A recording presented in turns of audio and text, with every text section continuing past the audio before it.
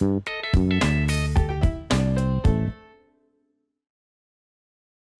this video we're going to be looking at the Magna Rack. Now I was sent this by the creator to have a little look at. As you can see, the first thing that you notice about it compared to most other triangles is it's only got the two sides, and he calls this a free racker because of this freedom of movement of the rack itself. So obviously when you have a solid triangle with the three sides, a little bit cumbersome. This is quite nice because you can fold it up, which makes it quite portable, something you could take with you quite easily, which is quite good. You can obviously see it's also made out of wood, so it's got a nice finish. It's quite tactile to hold, fairly sort of traditional feel to it, which is quite nice. And then it's got this hinge that allows you to open it up. Now, as you can see here, if I pull this apart, this is a magnet hinge. So as you bring these two pieces together, it clips to make this hinge. Now I know from the creator that he went through quite a lot of variations with this in the design process, tried different types of hinge, metal, plastic, etc. And things like that obviously have a shelf life and can break quite easily if you're too forceful. The beauty about this is obviously you can't break it, which is a nice idea. So it's quite a robust, and again, it breaks down into even smaller pieces that might make it easier to take with you if you needed to. So you can pull those pieces together and then that gives you your hinge.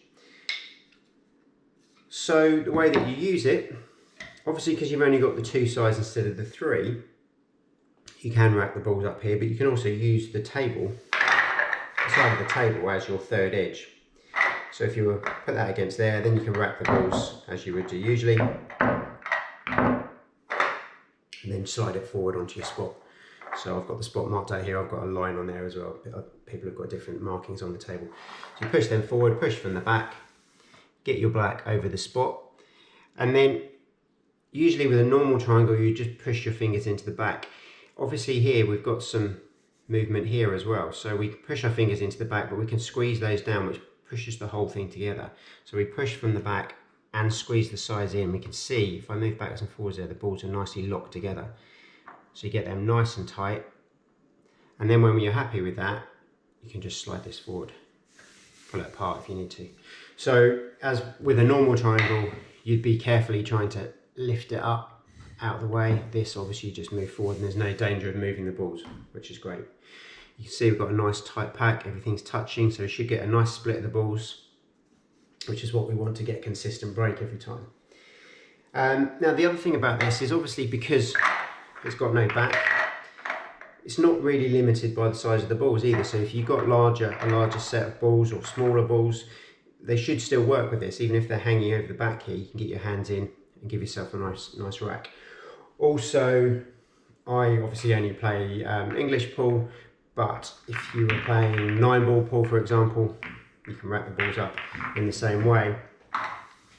So a little trickier to get used to, but if you sort of turn your hands out this way, put your fingers over the edge, thumb in the back, move up that rack there, hold it in, same thing, you're squeezing down and pushing up at the same time till everything's nicely in place, and then just pull things to the side.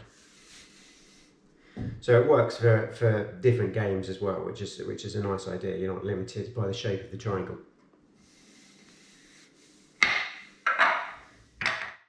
So in summary, I was quite impressed with this rack. It has a nice solid look and feel to it with the traditional wood finish.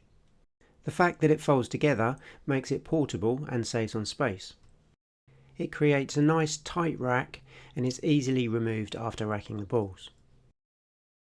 Squeezing the rack whilst also pushing the balls can feel a little tricky to start with, particularly with the 9-ball rack, but it's something that you soon get used to. I found that it was consistent in producing tight racks and allowing for a good split of the balls. If you want to know more about the Magna Rack and how to purchase, then there's links in the description to the creator's Facebook page.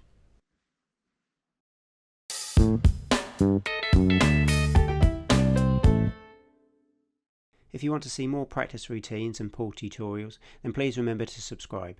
And if you're interested in any of the equipment I use in this video, then there are links in the description below.